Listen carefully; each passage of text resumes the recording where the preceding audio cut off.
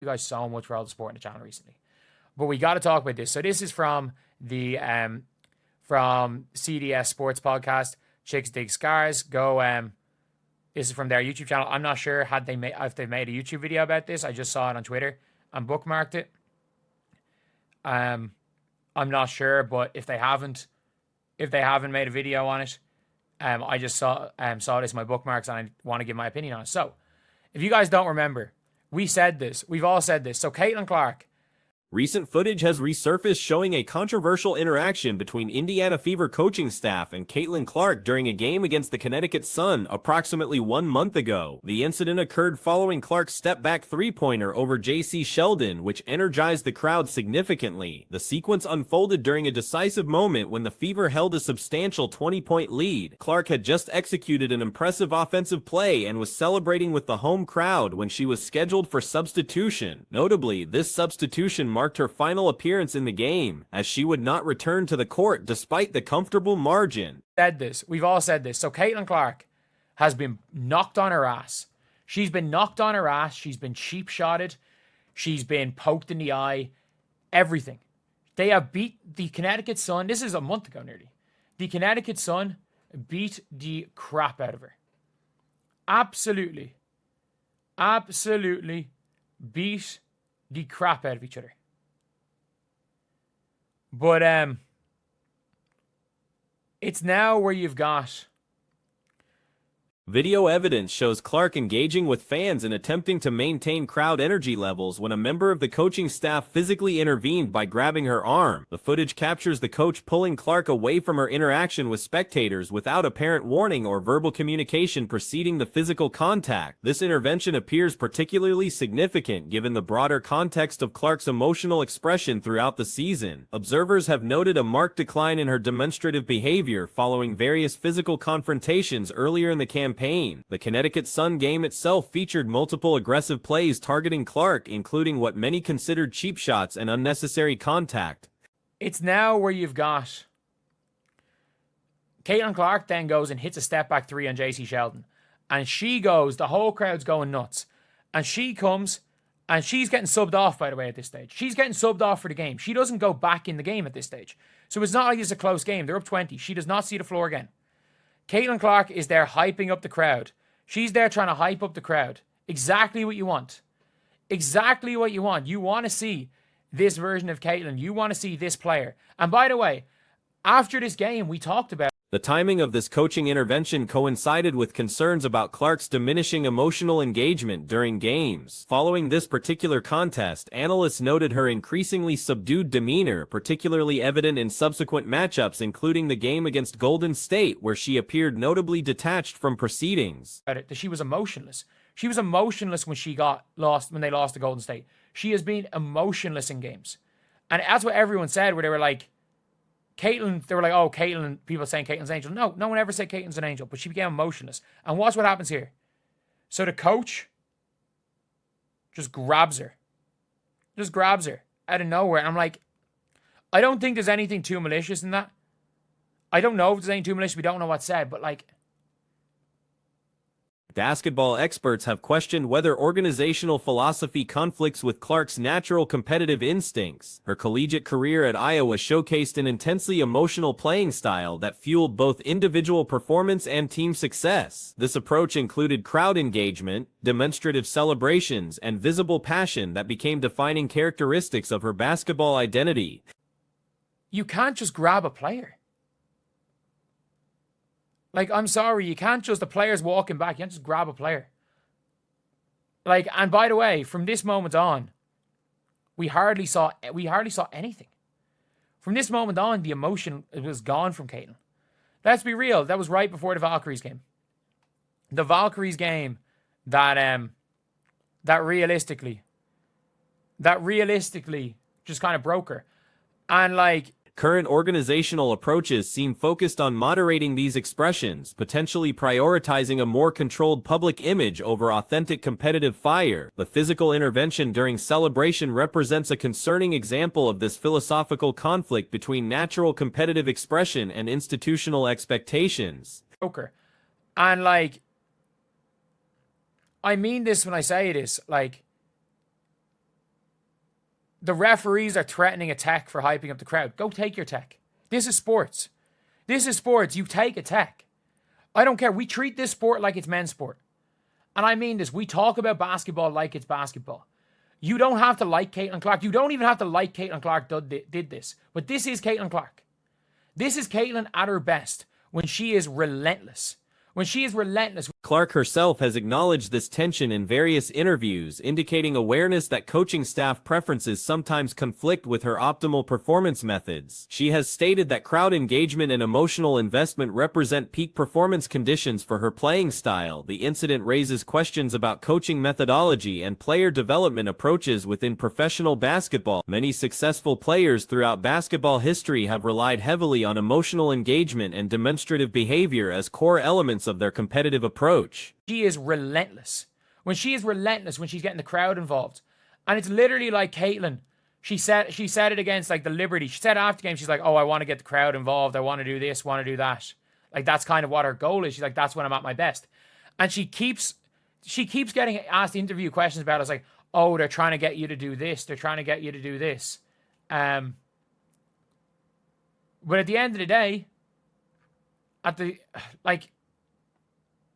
it is, Caitlin literally goes, well, it's like, former collegiate coach Lisa Bluter successfully channeled Clark's competitive intensity into positive team leadership during her Iowa tenure. That system emphasized leveraging her passionate nature while directing it toward constructive team outcomes rather than attempting to suppress emotional expression entirely. Current organizational structure appears to prioritize different values, potentially stemming from front office directives rather than purely coaching decisions. This top-down approach may reflect concerns about maintaining specific public relations standards or conforming to perceived league expectations.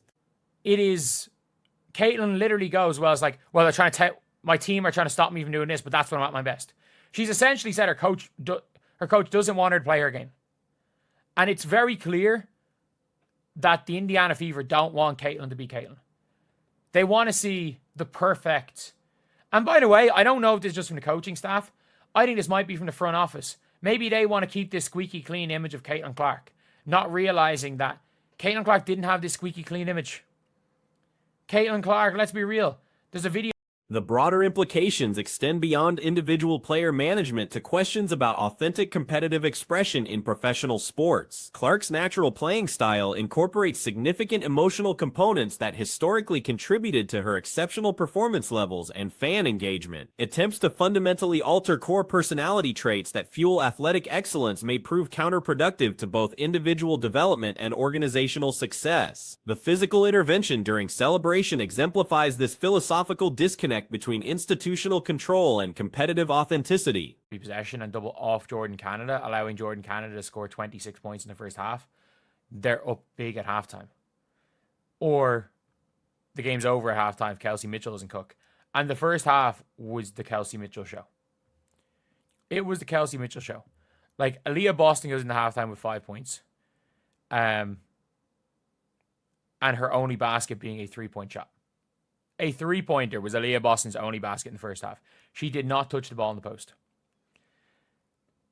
The situation continues developing as observers monitor Clark's emotional engagement levels and overall performance trajectory. The contrast between her current subdued approach and previous dynamic presence suggests ongoing internal conflicts between personal competitive instincts and organizational expectations. The Indiana Fever displayed two distinctly different basketball identities during their matchup against the Atlanta Dream, with both approaches yielding acceptable results. However, the contrast between their first and second half performances revealed significant strategic insights about the team's optimal playing style.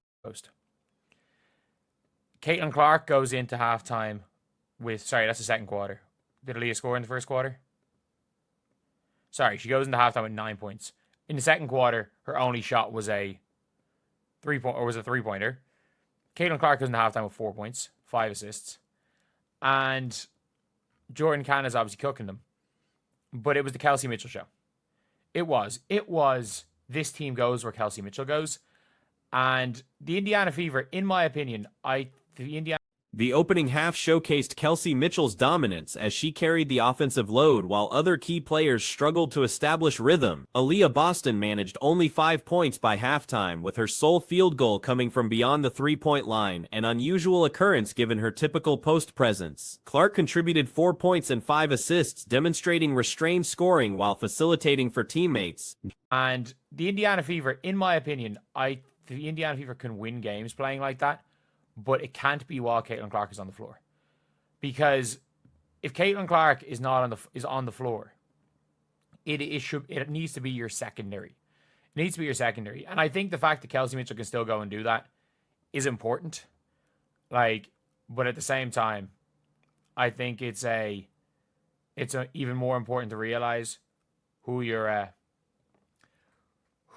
options are and who your best player is. Jordan Canada exploited defensive weaknesses throughout the first half, accumulating 26 points as the Fever consistently sent double teams to the post while leaving Canada in advantageous positions. This defensive strategy proved costly, allowing Canada to orchestrate Atlanta's offensive attack effectively. Mitchell's first half performance exemplified isolation-heavy basketball where individual scoring took precedence over team flow. While this approach kept Indiana competitive, it represented a grinding, methodical style that contrasted sharply with their natural strengths. The team managed to remain within striking distance despite playing what many would characterize as aesthetically unappealing basketball. And that is good old Caitlin Clark.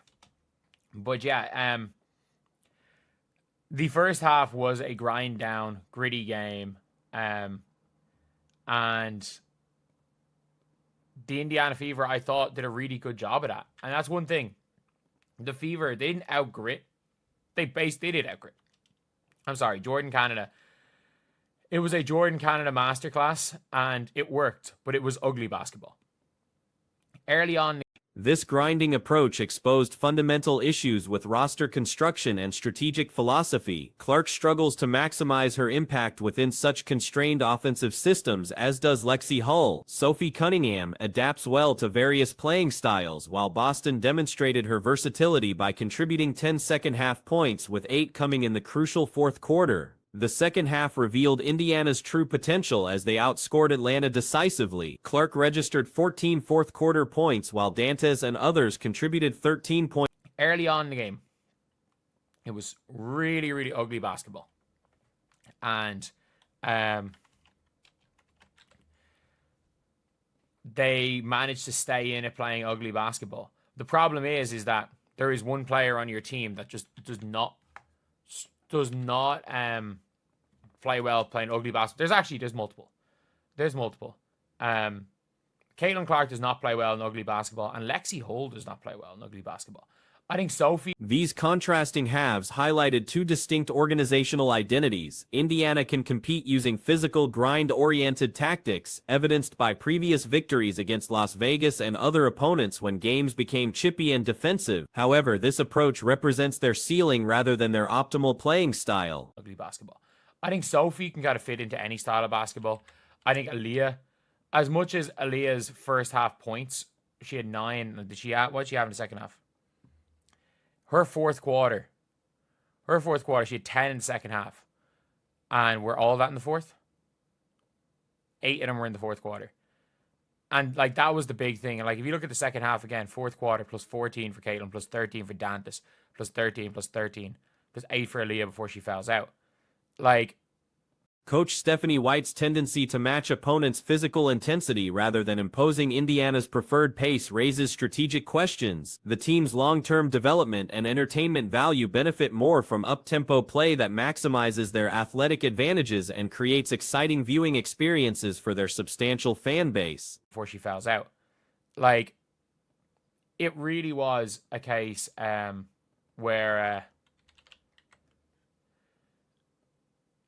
where the Indiana Fever looked like two separate teams. And I think they are two separate teams. The Indiana Fever are not a terrible grinded out team. They're not a team that's going to compete for anything grinding it out. But they can win a game. We saw it against the Lynx.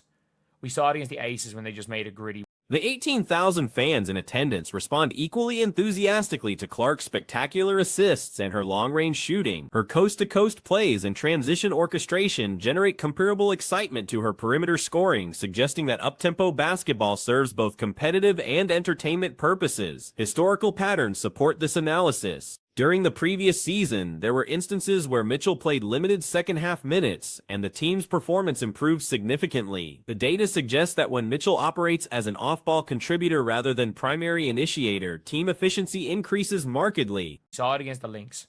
We saw it against the Aces when they just made it gritty. We saw it at the start of the year against the Atlanta Dream. And the Indiana Fever, when a team tries to make it gritty and physical with them, the Indiana Fever, Stephanie White's tactic is to make it gritty and physical back, which, in my opinion, is the wrong way to go about it. I think Stephanie White's job should always be to impose their play style on other teams and to try running, because that is how, one, the team is going to be better long-term doing that, and two, you know, the way there's like 18,000. Mitchell's resistance to adapting her role within Clark's system creates inefficiencies that become apparent in advanced metrics. Despite scoring 25 efficient points, her -3 rating in a 17-point victory illustrates how individual success can occur alongside team-level struggles when playing styles conflict. The fundamental issue centers on ball distribution and offensive philosophy. Clark demonstrates genuine desire to involve teammates in scoring opportunities, frequently seeking to create assists rather than personal scoring. When Mitchell embraces this collaborative approach, taking only high-quality shots and returning possession quickly when optimal looks aren't available, team performance improves dramatically. Mitchell occasionally operated with remarkable efficiency, taking only wide-open three-pointers or layups while immediately returning the ball to Clark for continued playmaking. This approach maximized both players' strengths while maintaining offensive flow. The paradox of Clark's playing style reveals itself in these situations. When utilized off-ball, she can appear selfish as she seeks scoring opportunities. However, when controlling primary ball handling responsibilities, she consistently prioritizes team success over individual statistics. This suggests that offensive systems should center around her playmaking abilities.